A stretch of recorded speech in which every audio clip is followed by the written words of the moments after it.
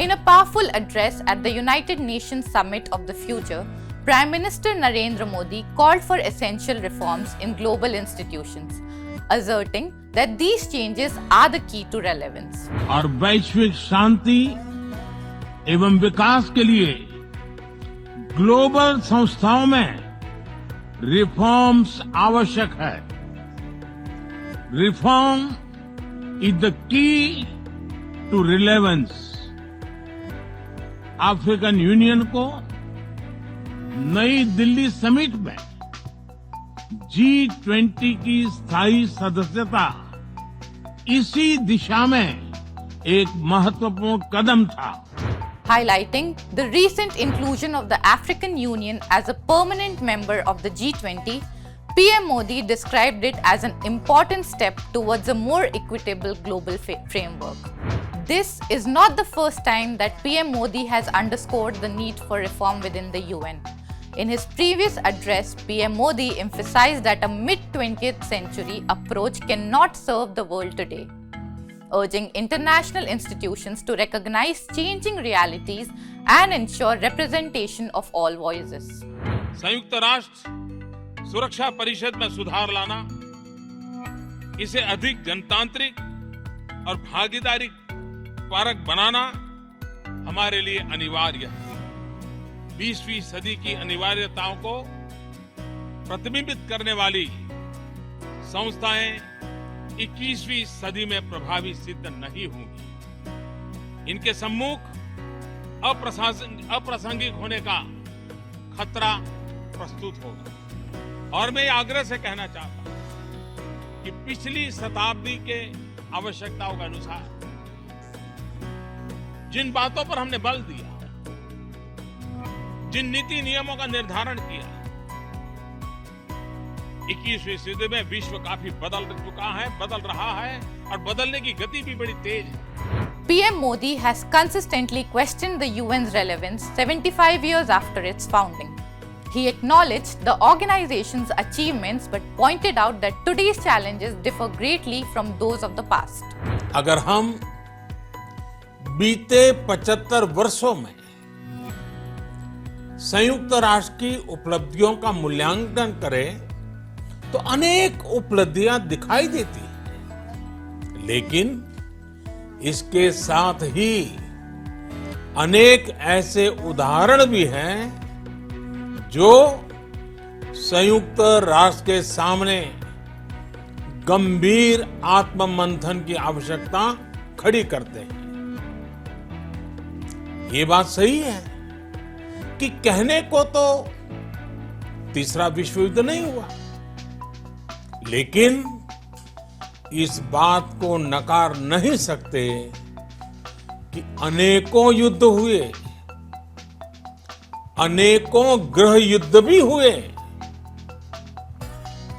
कितने ही आतंकी हमलों ने पूरी दुनिया को थर्रा कर रख दिया। उस समय और आज भी संयुक्त राष्ट्र के प्रयास क्या पर्याप्त थे? PM Modi had then also asked, where is the United Nations in this joint fight against the COVID-19 pandemic? Where is its effective response? पिछले 8-9 महीने से पूरा विश्व कोरोना वैश्विक महामारी से संघर्ष कर रहा है। इस वैश्विक महामारी से निपटने के प्रयासों में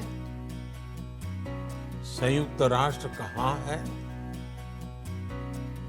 एक प्रभावशाली रिस्पांस कहां है?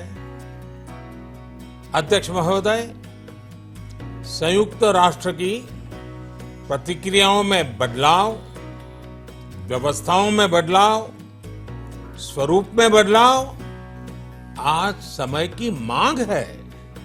Recently, the US has backed India's bid for a permanent seat on the UN Security Council.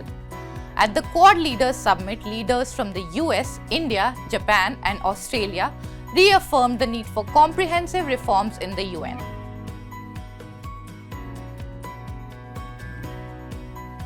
India has long sought a permanent seat at the UNSC, citing its contributions to global peacekeeping, its growing influence, and its status as the world's largest democracy.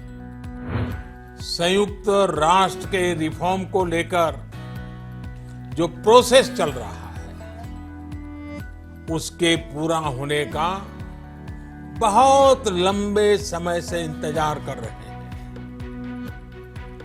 आज भारत के लोग चिंतित हैं कि क्या ये process कभी एक लॉजिकल एंड तक पहुंच पाएगा? आखिर कब तक भारत को संयुक्त राष्ट्र के डिसीजन मेकिंग स्ट्रक्चर से अलग रखा जाएगा? एक ऐसा देश जो दुनिया का सबसे बड़ा लोकतंत्र है, एक ऐसा देश जहां विश्व की 18% से ज्यादा जनसंख्या रहती है, एक ऐसा देश जहां सैकड़ों भाषाएं हैं, सैकड़ों बोलियां हैं, अनेकों पंथ हैं, अनेकों विचारधारा हैं, जिस देश ने सैकड़ों वर्षों तक वैश्विक अर्थव्यवस्था का नेतृत्व करने और सैकड़ों वर्षों की गुलामी दोनों को जिया है। अध्यक्ष महोदय, जिस देश में हो रहे परिवर्तनों का प्रभाव दुनिया के बहुत बड़े हिस्से पर पड़ता है, उस देश को आखिर कब तक इंतजार करना पड़ेगा? How can we talk of it as a primary organ of a global body when entire continents of Africa and Latin America are ignored? संयुक्त राष्ट्र में संतुलन और संयुक्त राष्ट्र का सशक्तिकरण विश्व कल्याण के लिए उतना ही अनिवार्य है। Currently, the UNSC has 5 permanent members and 10 non-permanent members, each elected for 2 years term. Calls for expanding the number of permanent members are growing to reflect today's global realities.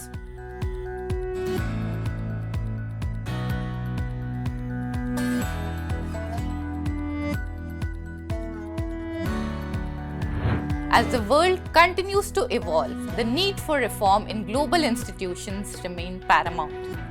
PM Modi's vision for a more inclusive and relevant United Nations is a step towards a fairer world order.